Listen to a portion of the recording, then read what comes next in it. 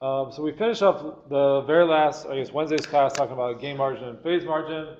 We were going through this example that I had a handout. I'll pass this around in case people are not Wednesday's class. We were going through a set of different examples, and we started talking about gain margin and phase margin, and we said that these were factors of safety for control systems. And so we said that why we have factors of safety is that we have uncertainty in our system all the times, right? So if we take a look at the plant, this is a mathematical model of something physical, so it's always going to be wrong, right? It's never going to be perfectly correct. And so we have uncertainty, and so we want to hedge for this uncertainty. And so we have this idea of a gain margin, which we can say is essentially how much tolerance in uncertainty we can have before we go unstable in the magnitude. And then phase margin is how much uncertainty we can have in the phase before we go unstable. And so we picked off these points on both the Nyquist plot. And so the Nyquist plot, we are concerned with the point at which, we're concerned with 2 points of the Nyquist plot. First one is the point at which the magnitude of g of s, or g of I omega, is equal to 1. Right, so that's where this Nyquist plot intersects the unit disk. And we also care about the point at which the Nyquist plot crosses negative 180, which is where the Nyquist plot crosses the negative real axis. And so we can pick up the gain margin by taking this measurement, so looking at the distance between the crossing of the negative real axis and the origin, that's 1 over the gain margin, and also looking at the crossing of the unit disk, and writing basically putting an array between the origin and that location and measuring that angle. Right? So these would be the gain margin and phase margin for this. And very similarly, we can pull off these points off the Bode plot as well. So we can take a look at when does the phase plot cross negative 180, understand what that frequency is, go up, and then see where the magnitude plot crosses that frequency, and then measure the gain margin between 0 dBs and that point. Same thing with the phase margin. So look at when the magnitude plot crosses 0 dB. All right, at that frequency, measure the difference between phase and negative 180. Right, those are going to be our 2 metrics: gain margin and phase margin. Okay, so the last thing we did, whoops, drew a line that I don't want in there. Okay, so the last thing we did is we were going through these examples on the handout. All right, so the very first one we did was the top example. We said that the gain margin on this system is infinity, and it's infinity because the Nyquist plot never crosses the negative real axis, right? So the phase never drops below negative 180. So this is going to be the case anytime you have a system that the phase never goes below negative 180, it's going to have an infinite gain margin, which we said is a little bit fictitious or kind of funny, saying that you can just increase the gain to infinity without any ill effects. So you should look at the phase margin as well. And we said this is not going to be infinity. And so we look at kind of my rough drawing of where the unit disk is, look at the intersection of the Nyquist plot and the unit disk, and that's our phase margin for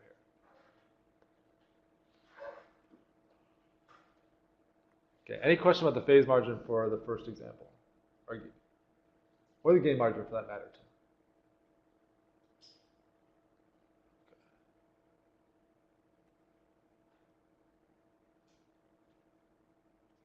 Okay, so second example.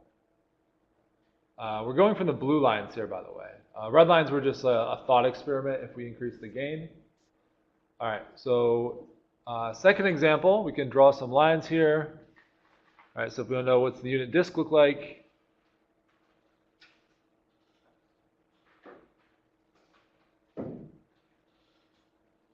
Okay, approximately this line. So again, if we want to know the gain margin, this is a little bit, this is an unstable system nominally. So it's a little bit complicated to say what is the gain margin for, usually we talk about negative gain margins, we have an unstable system. So nominally this is unstable, but we look at this and say, actually, so it probably makes sense then to, yeah, if we're going to do this, we might as well look at the one that's stable. So this case here, is the case where we're stable, is the red line. So we would measure from here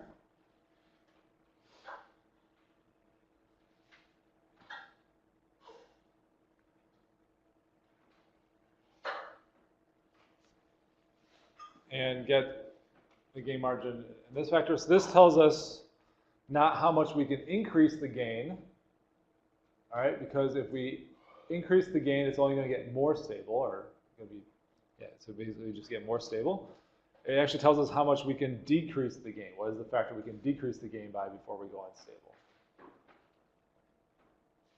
So if we look at this distance is greater than 1, so that means that the gain margin is going to be something less than 1.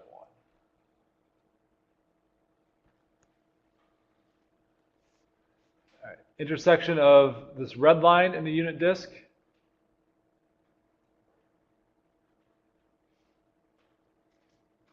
All right. This line, then we could take the phase margin here. All right. Any questions about that drawing? Can you explain the phase margin again? Okay, so yeah, I think I introduced this in a confusing way. We're going to look at the red line because that's the case that's stable. So blue, in terms of what we did on Wednesday, we said blue is unstable, right? So it doesn't make sense to talk about gain margin and phase margin for an unstable system. Right? So then we're looking at the red line, and we're looking at, for gain margin, it's how much we can decrease the gain. So it's looking at the intersection of the red line and the negative real axis. And then we're looking at the intersection of the unit disk, which I kind of roughed in with this dotted line. And I'm looking at drawing a vector from the origin to that point, and then measuring the phase angle once I have that line drawn. Sarah? The gain margin? So like I understand what the definition is that you go to the imaginary axis, but doesn't it make more sense physically to go to the point where it would cross and then become unstable and say like this is the factor by which you're multiplying by? Okay. So you're talking about this distance right here. If I were to basically measure between here and here. Okay. So let's talk about this a little bit. So that would be, we're looking at what we can scale the gain by, right? So if we're scaling a gain, take for instance, what can I multiply it by before it goes unstable? And so that should always be in reference to 0, right? Because if we're looking at, like, a very simple example, like scaling between the number 1 and 2, right? That's always in reference to a value of 0, right? So 1 or 2 is twice 1, reference to 0. So here we're looking at how much we can scale it. All right, so this distance here, is not really a scaling, right? It's how much the gain would be just added, I guess. So now that's different than if you're looking at the Bode plot. So going back to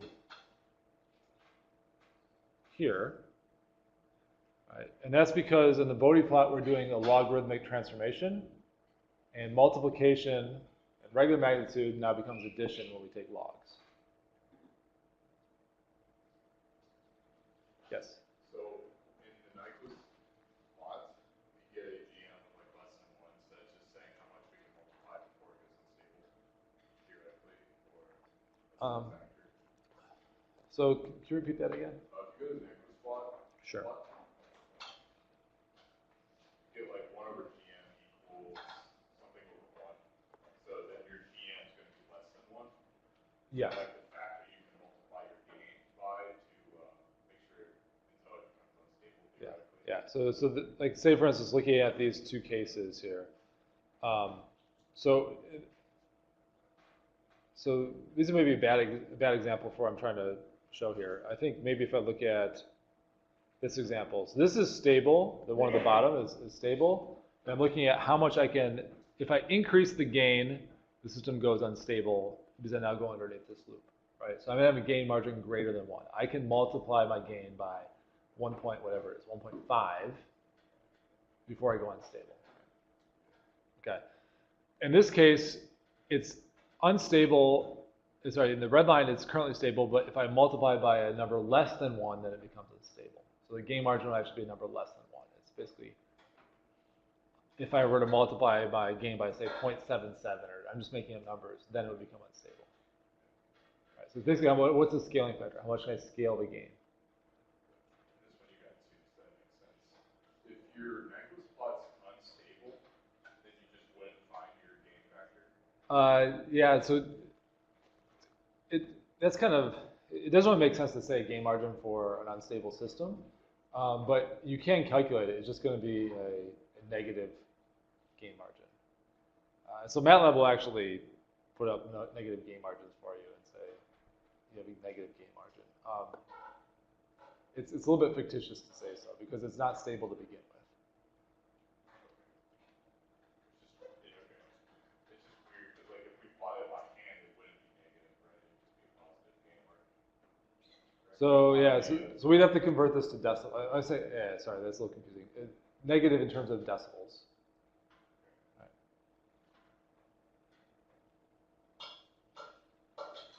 Dan. Is it possible to have a stable system of negative gain decibels? Negative gain. So this gain margin, there's gain. So those are two different things, right? So the gain is basically some sort of factor in your system that serves as a proportional gain, right? So to have a gain margin of a negative number, that's only for unstable systems. Okay. Right. You can have negative gains in your system and still be stable. We showed some like really simple examples a few weeks ago on that case.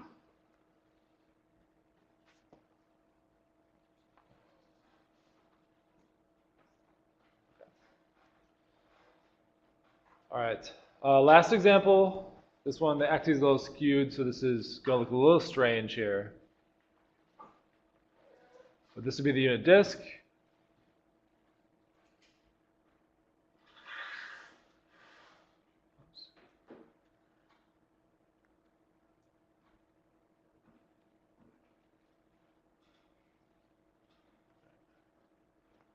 Okay, so same idea with phase margin. I'm looking at the intersection of the unit disk and my Nyquist plot.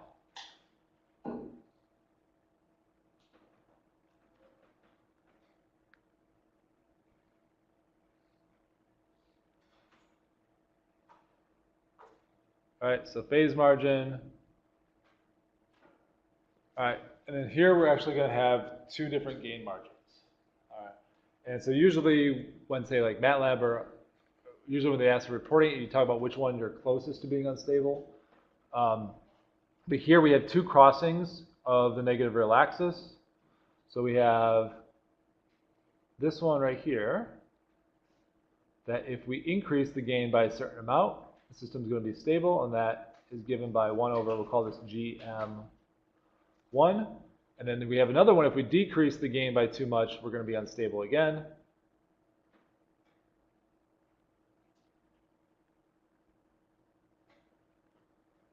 One over GM2, right? So we're kind of in this in-between area where we increase the gain too much, goes unstable. We decrease the gain too much, unstable. Right now, it's kind of in the happy medium where it's stable.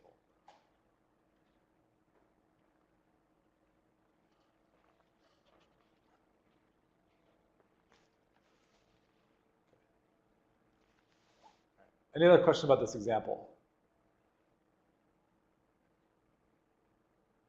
Yes? So I guess conceptually, when we do increase the gain margin, are we dilating our Nyquist plot?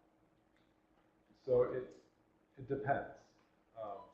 So you said if we're going to increase the gain margin, we've done something to the controller to make it more robust, right? We have farther distance between being unstable.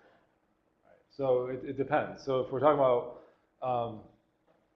like this second example, right? So we increase the gain margin by increasing the gain, right? The more we increase the gain, the more stable the system becomes in terms of the gain margin, right? And so in that case, that means yes, we're dilating, right? Now that's not always going to be true for every single system, right? So this example, if I increase my gain on the bottom example, that means I'm dilating the Nyquist plot, but I'm becoming less stable because I'm getting closer to this smallest loop here. So it's really heavily dependent on what system you're talking about, if increasing the gain hurts or helps your system. So like when we, say we find our gain margin, and then what are we multiplying by the gain margin to,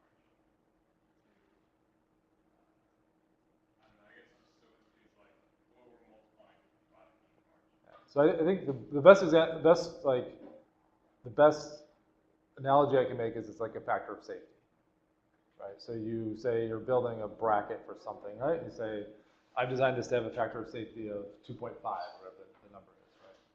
So you can say, all right, two things. You can say, all right, I built this bracket, the factor of safety is 2, and I want it to be 2.5. What must I do to make it 2.5?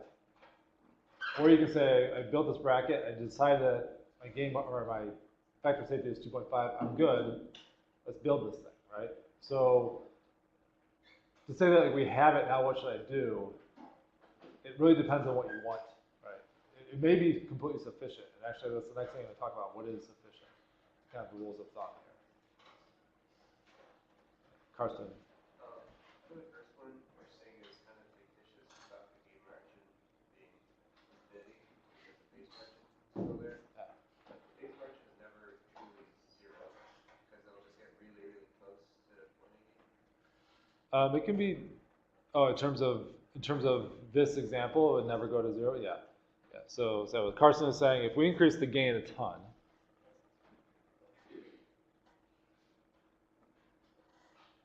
all right, we increase the gain a ton. What this Nyquist plot is going to do is it's going to dilate. It's just going to get to where it goes like this, right? So just kind of drawing half of that. So if we look at the intersection of the unit disk, then the phase margin is going to go to essentially go to 0, but never actually equal 0. Yeah.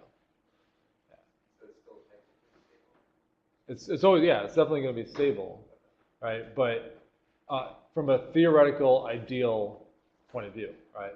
So if you're to plug this into MATLAB, you're never going to get instability. But this would be, I'd say, a really bad design for anything that's actual practical system, right? Because you never know the phase information perfectly.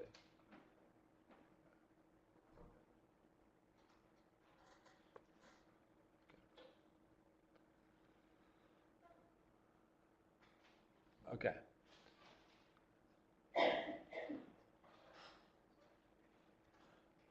Okay, so I think this is a good time to talk about what's a reasonable gain margin or phase margin, what's kind of accepted.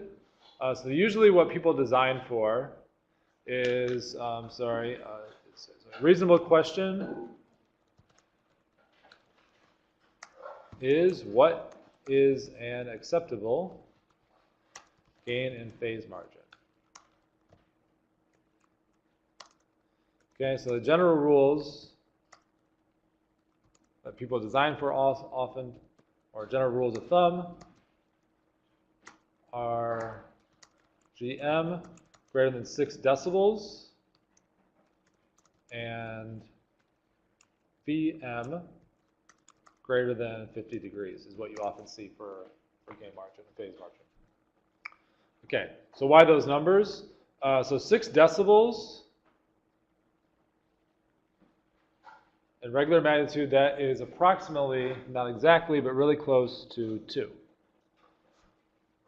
Okay, so this is saying that if I have a model for my plant, I can be off in my estimate of the model of the plant by a factor of 2 and still be safe, still be stable. We say a gain margin of 6 decibels.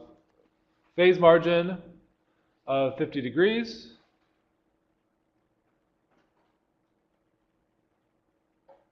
Right, is saying that in terms of my phase information for my plant, I can be off by 50 degrees and still be stable as well. Right, so we're saying that here's how much uncertainty we can possibly tolerate in our plant and still have a safe, stable system.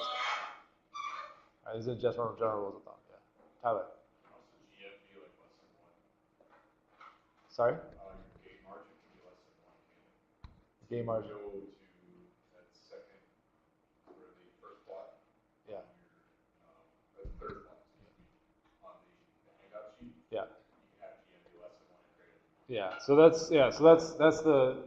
that's regular magnitude, right? We talked about 1 over GM being regular magnitude. If we convert it to decibels, right, then we have anything that's less than 1 now becomes a negative decibel number, right? So then you'd be looking to make sure it's the gain margin is less than negative 6 decibels to give you sufficient separation. So it's still a factor of 2, right, away, right? But yeah, so if you talk about negative 6 decibels. So greater than 6 or less than negative. Okay, so then I showed you this just briefly before we adjourned on Wednesday. But if we have, for instance, a transfer function, just making one up here.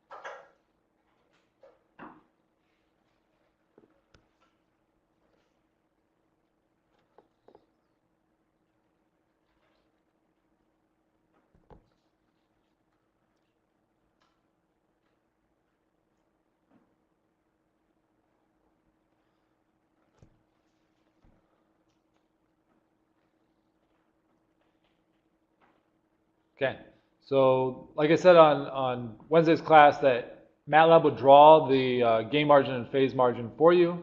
Say a gain margin of 6 decibels in this case, right? This is showing on the Bodie plot. So basically, you're looking at where the phase crosses negative 180. You take that frequency, you go up, you see where that's at on the magnitude plot, and then you look at the distance between the magnitude plot and 0 decibels. Same thing when you look at the magnitude plot where that crosses 0 dBs. We call that the crossover frequency.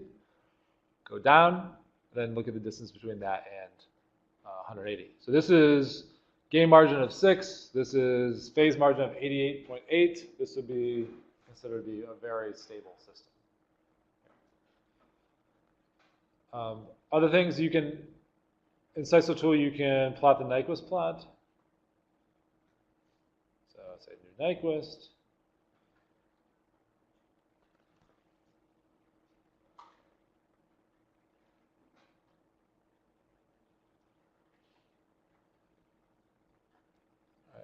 And then I forget what this shows if you put the grid on. Yeah, okay. Yeah, so it's showing you, yeah, basically areas of, let's see, what is it showing you?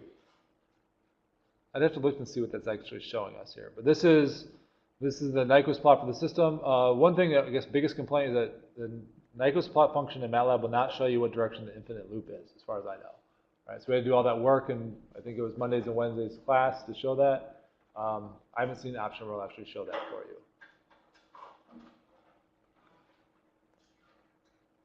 All right. Any questions on kind of software tools that visualize the Nyquist plot?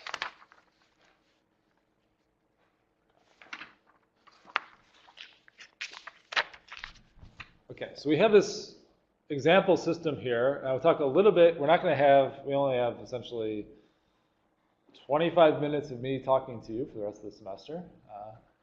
So not going to get into much, but I just wanted to show some relationships here. And so the first thing I wanted to show is the relationship between what we say the open loop frequency response of the system is and the closed loop frequency response of the system. So this is the open loop transfer function, right? This is G of S, and that's coming directly from the workspace where I put in this dummy transfer function, right? All right, so this is the open loop, and then there's direct relationships between the open loop transfer function and the closed loop transfer function, which is C over R. And so if I want to look at that,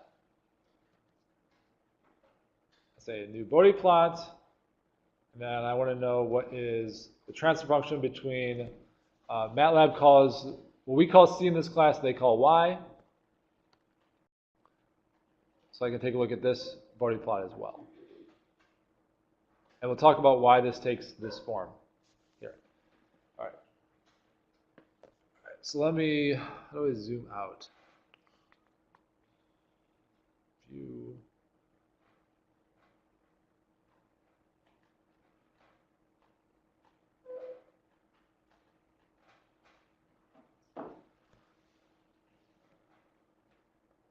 Okay.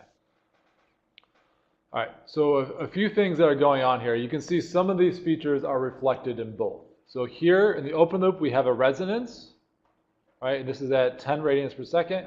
If I look at the closed loop, this is C over R. This is between my reference and my output. I have a resonance as well. Those map directly. And then I have something else that's of interest, is that at very low frequencies in this system, I have a magnitude of 0 decibels and a phase of approximately 0. And so if I look at what we really intend to do with feedback control,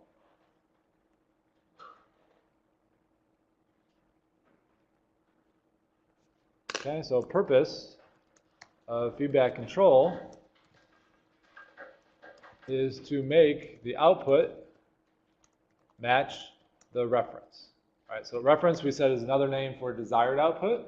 So the whole purpose of feedback control systems, we want to make the actual output match the desired output.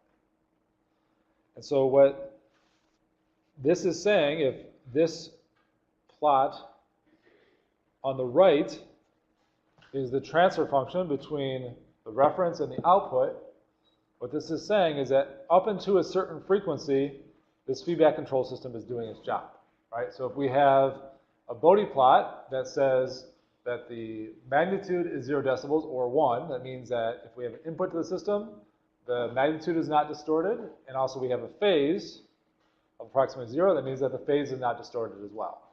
Up into a certain frequency,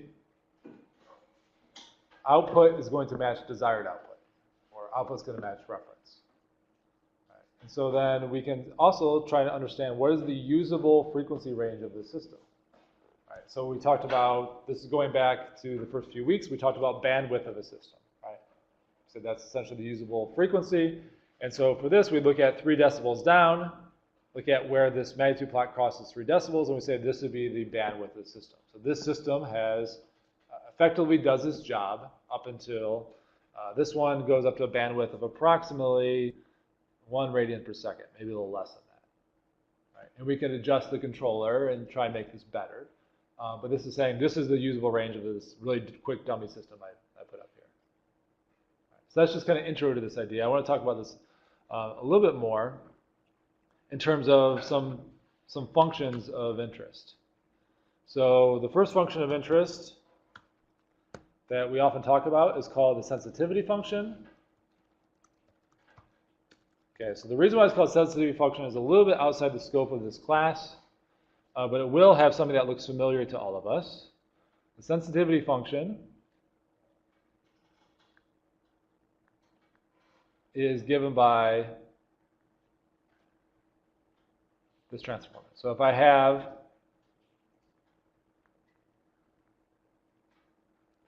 open loop system G, and so by this, I mean this is a controller and plant combination, and we say that this transfer function is G, the sensitivity function is given by 1 plus 1 over G of S. So where did we see this before, this transfer function? Remember. Sorry, I heard something up front. What did you say? This will, this will often look like a high pass filter, but we saw this with steady state error. We're looking at we're trying to understand what's the steady state error, and we said that if we want to understand what is the transfer function between the error signal and the reference. So basically this is how the reference passes through to error. This is given by 1 plus G of S. The other function I want to talk about is called the complementary sensitivity function. This one you've seen over and over again. We just haven't called it the complementary sensitivity function.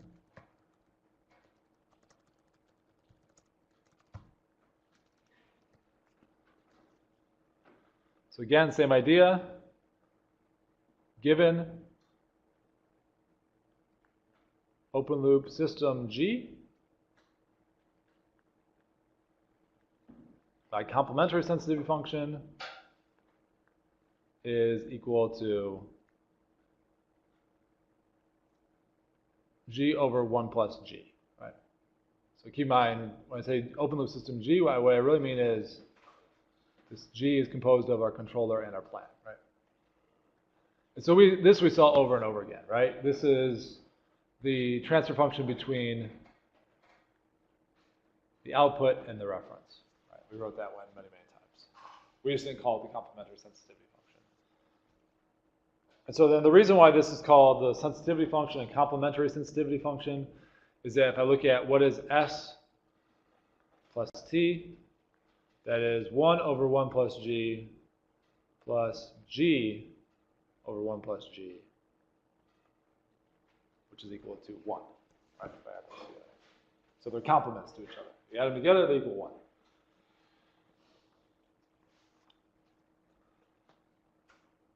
Okay. Any question on that kind of basic definition?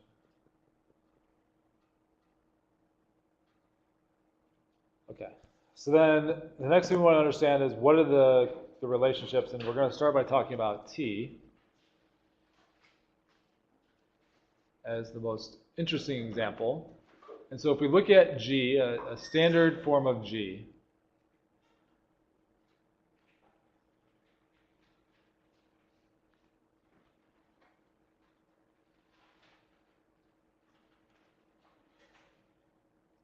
and we're only talking about the magnitude here.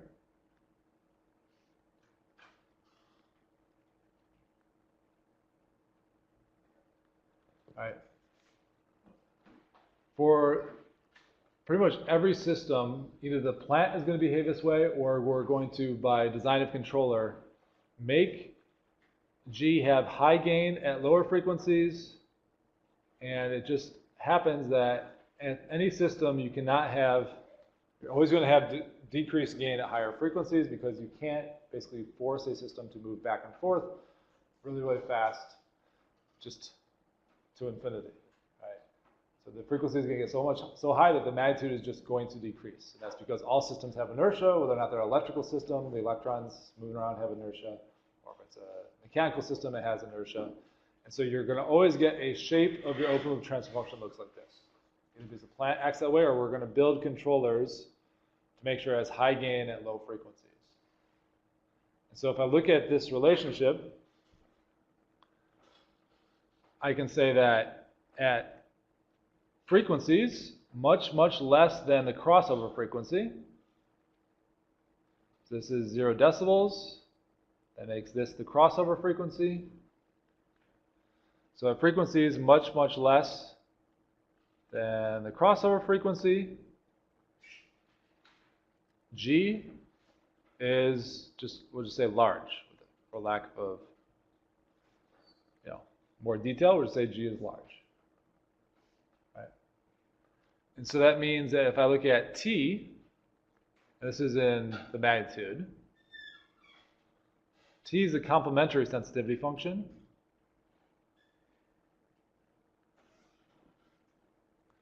All right, so T is equal to G over 1 plus G.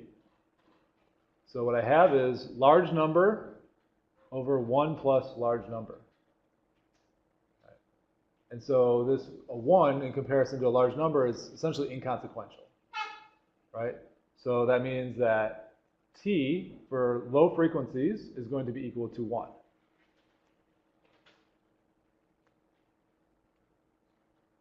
Or 0 decibels.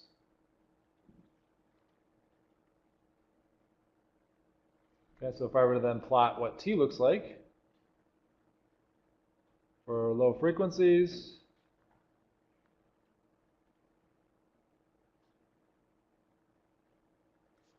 All right, so what this is basically saying, if we design our controller such that the system has large gain at low frequencies, it's going to do its job, right? So T, mapping between reference and output. Output is going to match the reference, or 0 decibels. Basically, it's doing its job in this frequency range.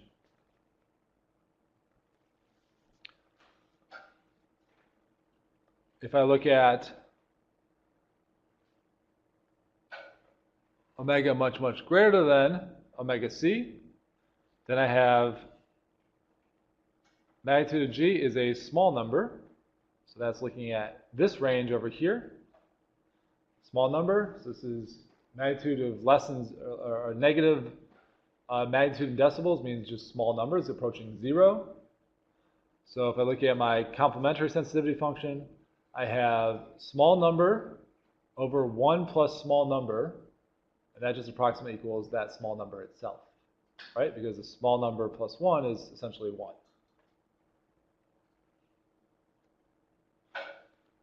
So that means that T approximately equals, so this should have been approximately equal to 1 on the top too as well. This is approximately going to equal to the magnitude of G decibels.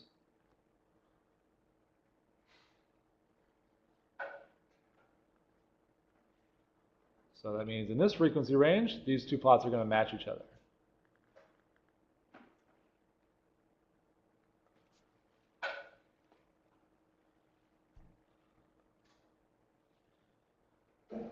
Okay, and then the last case,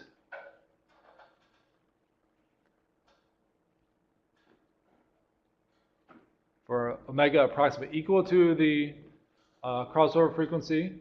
So this is going to be magnitude of G is going to be approximately equal to 1 because it's exactly at omega is equal to crossover frequency is going to equal 1. This, in terms of magnitude TB, is going to be largely dependent on phase margin.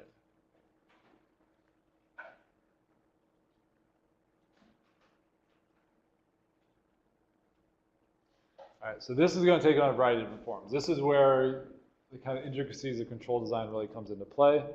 I'm not going to talk about this too much because we don't have time left in the class to really talk about this too much.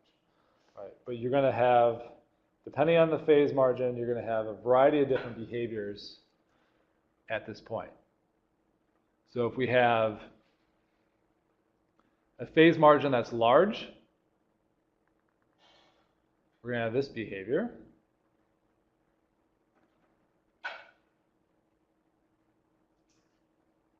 If it's approaching 90 degrees, if my phase margin is really small, I'm going to have behaviors that have this resonance in here.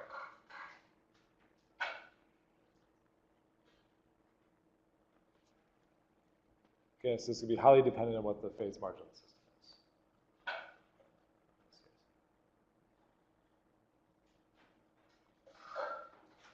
Okay, so what this is saying, for frequencies much, much less than the crossover frequency, the controller design is basically going to do its job.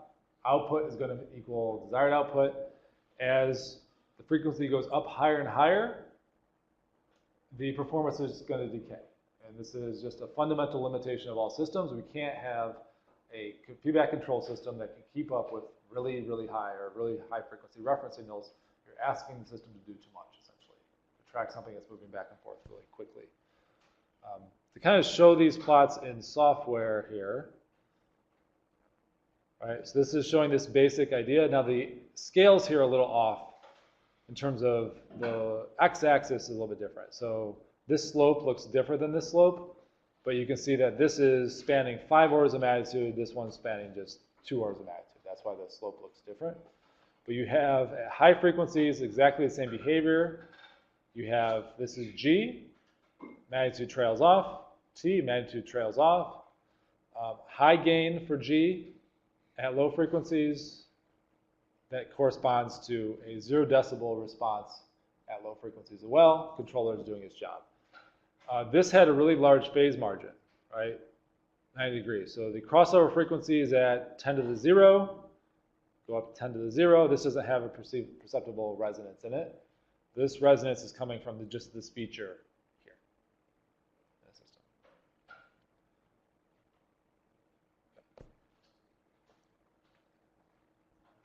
Any questions on that idea? Dan? I didn't reach this place in my notebook, but what does this all mean? So you just, I just want to make sure this is clear. You wrote in your notebook so far in advance we didn't even get through it to the entire class? Yeah. Okay. All right. 10 more pages? All right, well, we're not going to get there. Okay. All right, so what does this all mean? So this is getting to these ideas of frequency domain design for control systems. We're not going to be able to get all the way through this, but what we want, ideally, is we want for our systems to have responses that essentially are as fast as reasonably possible, and so that when we design controllers, we are going to try and push this crossover frequency about as high as it will let us. Okay.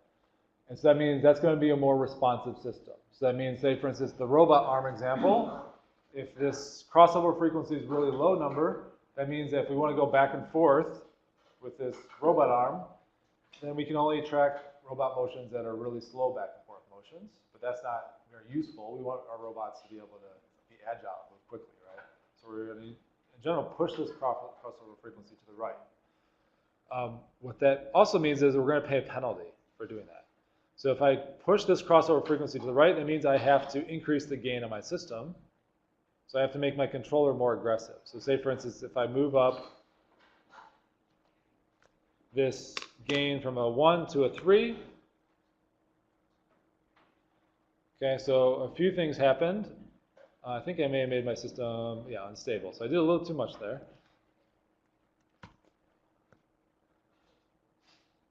Oops, 32, 2.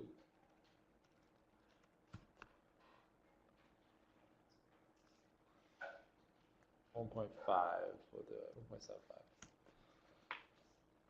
1.75. Okay, so what I've done is I still actually have a pretty large phase margin for this particular system, but before where this crossover frequency was 0 or 10 to the 0, by increasing the gain, I've pushed the crossover frequency into the range of around 2 as opposed to 1. So I've actually made my system about twice as fast in terms of its bandwidth. This system is a little bit ill-posed because of this nasty bump right here. But basically what we're trying to do is increase the gain, so it moves this crossover frequency to the right. That's increase the bandwidth of our system.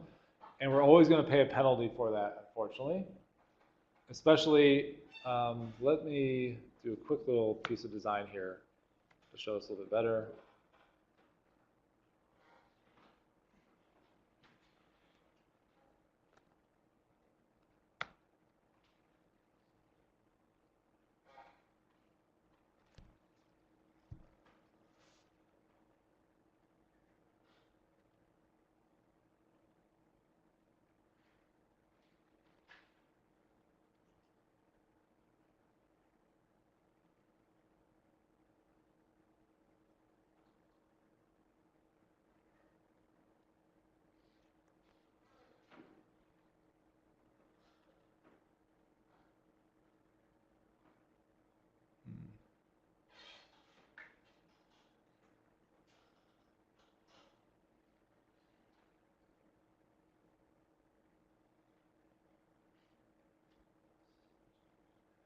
I don't know why my system being so slow. Let me.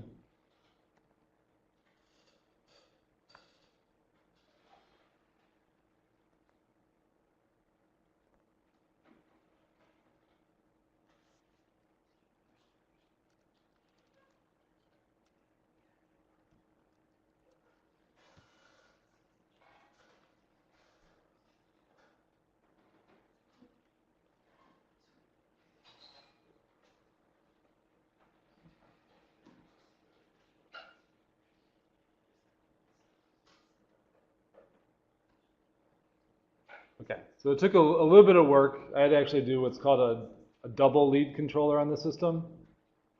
That's not too important, but what I've done here is I've now put my crossover frequency to 10 to the 1. Right. And so that I've basically increased the speed of my system by about order of magnitude, that means now my bandwidth of my system, while this is still usable, is now all the way up about 10 radians per second. Right? So this means in the frequency domain, we can directly see how fast our system is in terms of bandwidth. And that's what these design tools can be used for as well. You can do design in the frequency domain as well to try to understand how fast a system is. So we'd have to look back and see what the step response looked like before it, but I believe it was fairly slow, and now this is considerably faster. We have some nasty looking overshoot here that we'd have to account for with better design and more time doing that. But the main idea here is it shows us how frequency response is related to control design as well. And think about this again as usable range of your system, right? So before the usable range was all the way to 10 to 0, now we're up to about a little over 10, right? So we made a faster system.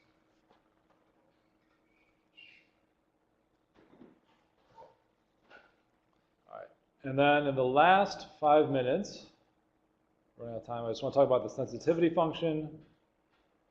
Same analysis as before here,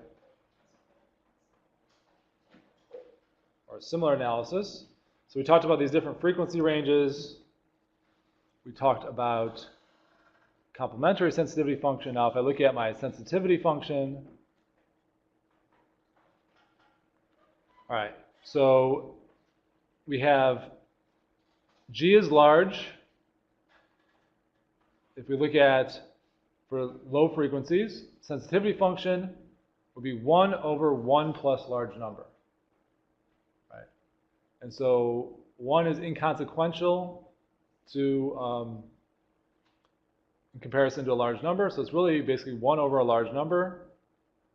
Or we can say in terms of decibels, this is going to be equal to negative G in decibels. So what we're saying is that the error as a function of reference is going to be given by this form.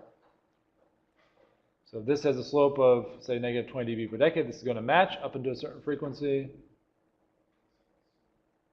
So this is going to be sensitivity function.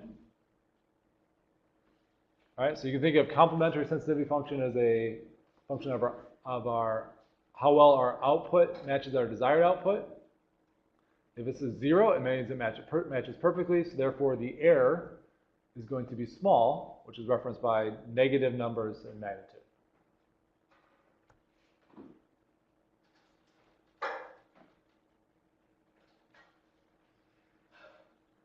All right, high frequencies, G is small. That means I have, in sensitivity function, I have 1 over 1 plus small number, which is approximately equal to just 1.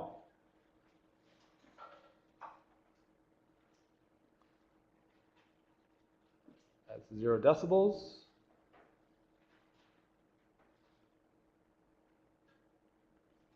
So in this frequency range, S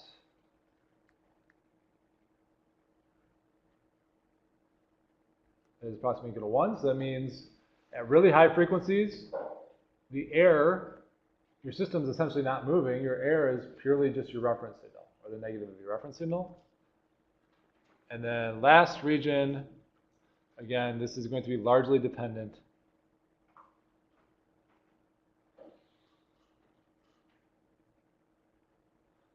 on phase margin. Okay, so if we have a phase margin that's large, we're not going to see an appreciable resonance in this. So this would be phase margin going to 90 degrees. And then if it's a small phase margin, we're going to see a resonance in this response.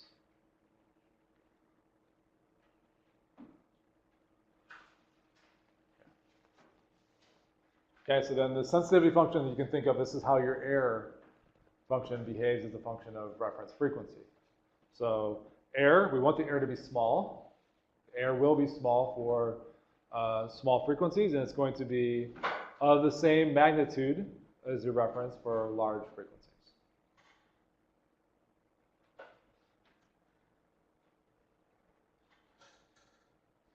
Okay, and that is it. Monday I'll have a recorded lecture of kind of a recap of the class, but that's it for new content.